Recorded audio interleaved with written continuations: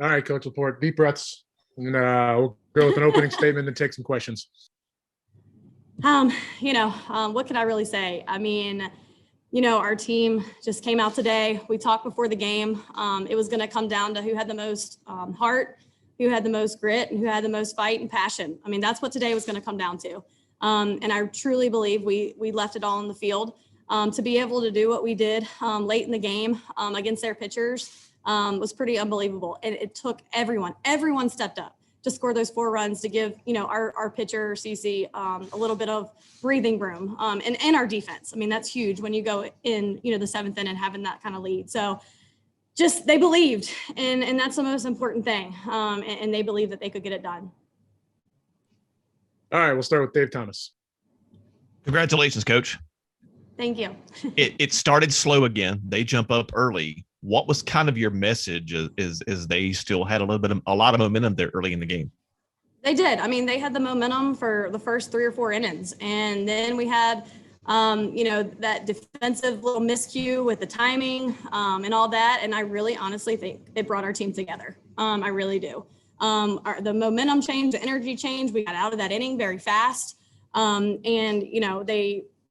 They just were ready to go after that. And then I feel like when we scored that first run, everybody kind of just took a deep breath and relaxed a little bit. We don't like going down early and we haven't really experienced it much.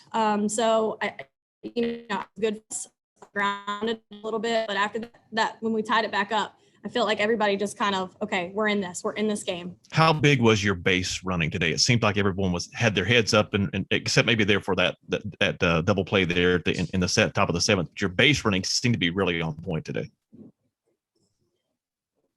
Yeah, I mean, they took the bases we needed to take, from first to third, the tag up. I mean, the CC hook sliding at the plate. It was a close play, but good Lord, that was so gutsy. And it just makes a big deal. And I feel like in Knoxville, we needed to be a little bit more aggressive off the bat and reading the direction of the ball so we can move up bases. And we learned from that in the Knoxville regional. And man, Sarah Jubis coming up, advancing to third on that double. I mean, it's all so huge and such a momentum gainer. All right, next to Colin O'Brien. Yeah, Coach LaPorte, I know you and Larissa Anderson are probably at least cordial, but there was some made of comments coming into this series from the Missouri side, maybe wanting to win in 2. And Lindsey Meeks told us that the expectation for your team was to come in here and win in 2 games. And Odyssey Alexander did start all 3 games for you guys. Did you feel any sort of disrespect from Missouri, or was that kind of only on Twitter? No, none at all. I mean, Larissa and her entire staff, I mean, we go way back and we've had some battles, but every single one of our battles, we walked off the field and talked to each other after the game. It's just one of those things where when the game starts and the game's between the lines, like it's business and it's for both of us as staffs, our entire staff, their entire staff, they know what kind of games these are, but at the end of the day, like they're such great people. So no, we've never, ever been like that toward one another. All right, next up, TJ Eck. Coach, for JMU to be one of the 8 teams that's in the Women's College World Series, and you've been close before but not quite got there. I mean, what does this mean for your program just when you look at it in a big picture perspective? I mean, it means everything. I mean, us as a staff, like Coach Herzig, Coach Morris, I mean, we're all just like, did that just happen? So many hours and so much time is put into this. And, to be able to say we're going to OKC, I mean, honestly, it's a dream. It's a dream. And it's not just a dream for us as a staff, but it's a dream for every single one of these kids. When they started growing up and playing ball, like that's what everybody dreams of in the sport. And, we talk about it a lot. And I just think they always put in the work. They've put in the work. These seniors, good Lord, they've done so much for this program and our staff. And it's just pretty remarkable feeling right now. I'm not going to lie. You've obviously coached some really good teams at JMU. What has made this team special and good enough to get this far? The veteran play. I don't feel like at any point in the postseason, this team was intimidated at all. Going to Knoxville, coming to Missouri, they were very confident. And I think that was the biggest difference. I think in Michigan, like we were confident going to Michigan, but then having to face the number 1 seed in the country, UCLA, who has, the history they do. I feel like we got a little tight. I still feel like we competed, but this postseason was different. And we were so upperclassmen heavy, and they had been here before. And I feel like they knew what it was going to take, and they did it. And one final question for me. I think if I saw the bracket right, it doesn't get any easier. Number 1 Oklahoma is up next. I think the team that's right there with you in terms of competition for the best record in the country. First thoughts, just your first initial thoughts on, hey, we win a super regional, but next up, number 1 Oklahoma. And yep, just like we talked about last night, we're going to celebrate this tonight. And then, it's prepare time, Monday, Tuesday, Wednesday.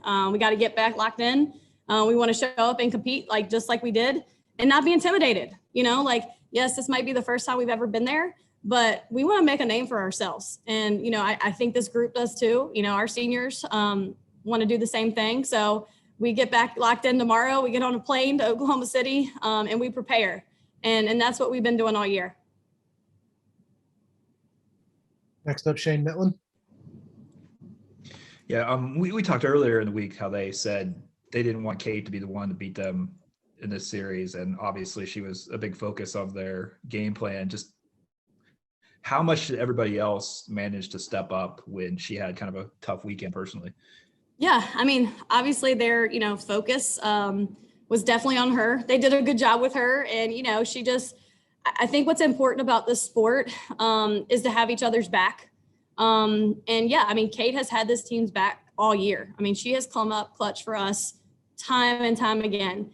And it was important that, our other players were able to do that. And, the bottom of our lineup, what they were able to do was pretty special. And, I think Kate knows, Kate is a pretty level-headed player. She's very positive, and she's going to be just fine. But you're right. Their focus was on her, and, they did a good job, but she'll be right back at it. Thanks. Next up, Bennett Durando. Loren, talking about sort of the climb to this point over the last few years, I wanted to ask, what do you remember about 2016 and losing that super regional in 3, and if, as an assistant coach, and if there are any sort of specific things that you were able to sort of take from that experience and tell this team? I think one thing that a lot of people don't realize is the atmosphere. The atmosphere is pretty special in the postseason. The Missouri atmosphere was one of a kind. The atmosphere we had, against LSU for our supers in Harrisonburg, it was crazy. So as a coach, that's what you remember. You remember walking into the stands and there being a line, all the way out to the road almost back in Harrisonburg. But, I think our players did a really good job at thriving with everybody in the stands, because it can be tough sometimes. But I'm really proud at the way they just focused in. But good Lord, it's pretty awesome to have 3, I think, sellout days. And most of the people are up against you. So, I think it's just one of those things, we didn't let it affect us. We actually thrive from it. Now we'll go to Graham Hayes. Hi, Coach. I believe Odyssey is one of only 4 pitchers to get to the World Series by beating a seed on the road in the regional and super regional round on their field. To be in that kind of company, just how much of the Odyssey Alexander experience is what she throws versus just who she is? Yeah, the nice thing about Cece is that, she's a high velocity pitcher, and she has a lot of different stuff, she's really good east to west. She's good up and down, and she's developed a changeup that has been a game changer for her all year. And she's confident in it. And I think that's the biggest thing for her. At the end of the day, she's the one throwing the pitch, and, she's done a really good job at working with Coach Morris and Coach Herzik and figuring out how to attack hitters. And her maturity is what has blossomed really from, her freshman, sophomore year to now being, a 5th year. It makes a big difference being here for 5 years and really understanding the ins and outs of the games. And, obviously she was hurt in the middle of the season. So she had to be in the dugout a lot, and you learn a lot from being in the dugout and how we, how Coach Herzik and Coach Morris are attacking hitters. And I think she grew up in that time period and really learned a lot about the game. Thank you. All right, two more, and we'll let Coach get on the road. First one to Eric Lopez. Coach, we spoke earlier this year about the building blocks, how this has been building from past years. Right? So we've talked about the 19 regional in Michigan, 16 being one win away, 15 hosting for the first time, and just being building blocks, perennial tournament. Does this win, not just for this team, but this win represents all those players and all the staff members before they've helped built this to get to this point, doesn't it?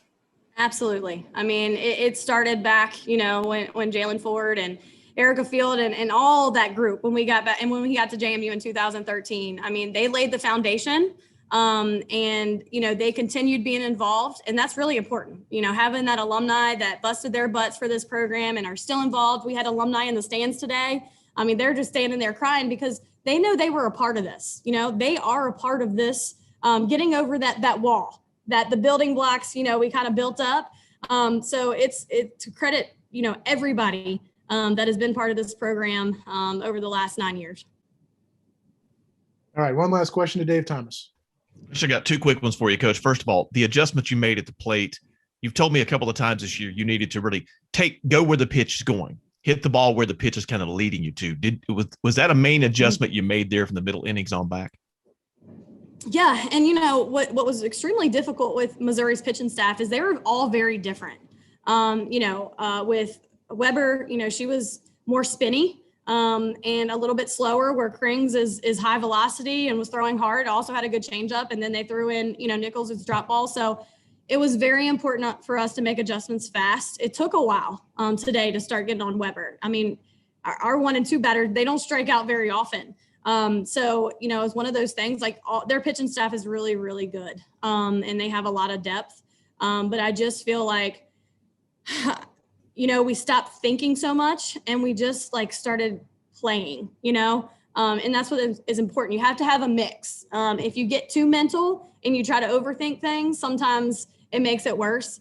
And I feel like it was a good mix there in the 4th and 5th of just calming down, understanding, the pitches, and then being able to square them up. I mean, all the line drives in a row there, we hit a lot of base hits and we've always talked about passing the bat and not trying to do too much. And that's what we did there, at the end to get us 7 runs. And lastly, the last 2 days you've been featured on ESPN and ESPN2. NFL Pro Bowler Terrell Owens tweeted about your program during the game today. Wow. You're getting a lot of attention. You're moving on to Oklahoma City. What does this mean for a quote unquote small school or a mid-major to be able to get this kind of attention? And obviously moving on to the World Series, you're gonna garner more eyes. Someone asked a question earlier about people watching because it's on, maybe not necessarily because they know the game. What does this mean to your program at the university? Yeah, I mean, I feel like in the last 5 years, we have put this program on the map, not just our players, but the staff, everybody involved, the support staff. I mean, to get to this point, it takes everyone, every single person. I think I talked to you about it in an interview 2 weeks ago, our academic advisor, our strength coach, our, athletic trainer, everyone, our equipment guy. It takes everyone and everybody being on board with the mission. But I can tell you, not just for our program, but to have the sport of softball on ESPN, it's pretty amazing. And how the ratings are just through the roof. So it's great for our sport, but obviously at the end of the day, being able to do this at what you call a smaller school, we don't think of ourselves like that sometimes, but it's reality, right?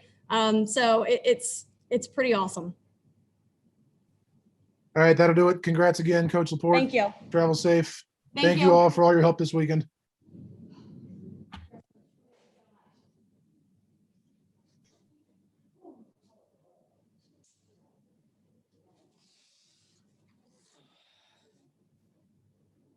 All right, guys, that's it. Thank you so much.